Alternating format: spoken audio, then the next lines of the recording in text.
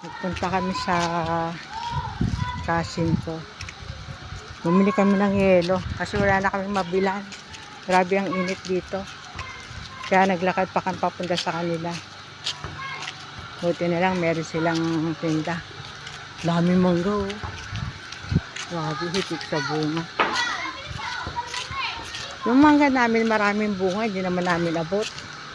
Dahil ang taas ng bunga, mula nung pinutol yun. This one I said shortcut. Bingi-bingi naman itong kausap ko.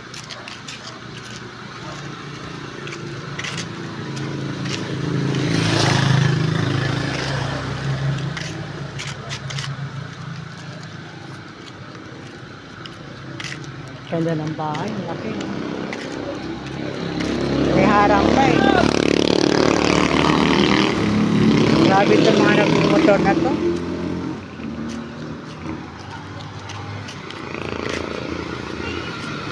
Daming suha oh.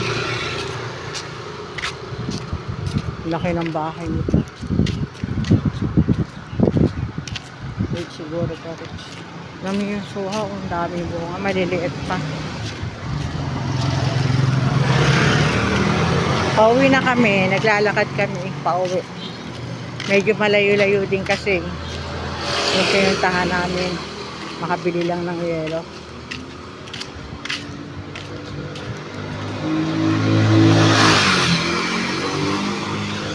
Doon pa kami galing. Doon. Lampas pa.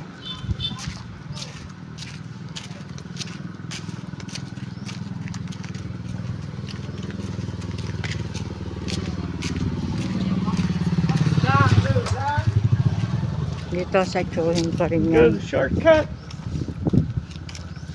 Ha? We can but a lot of dog eh oh. Yeah. Daming aso dun. Shortcut sana kami dun. Sana doon sa kabila. Hindi naman ako narinig nito mag-shortcut kami. Bingi-bingi kasi nito eh.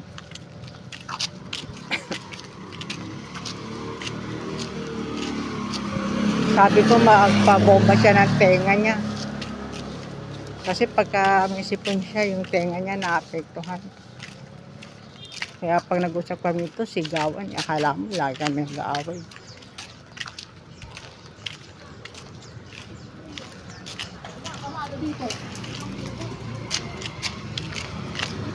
Pretty heavy. Yeah, because And that's it's milk.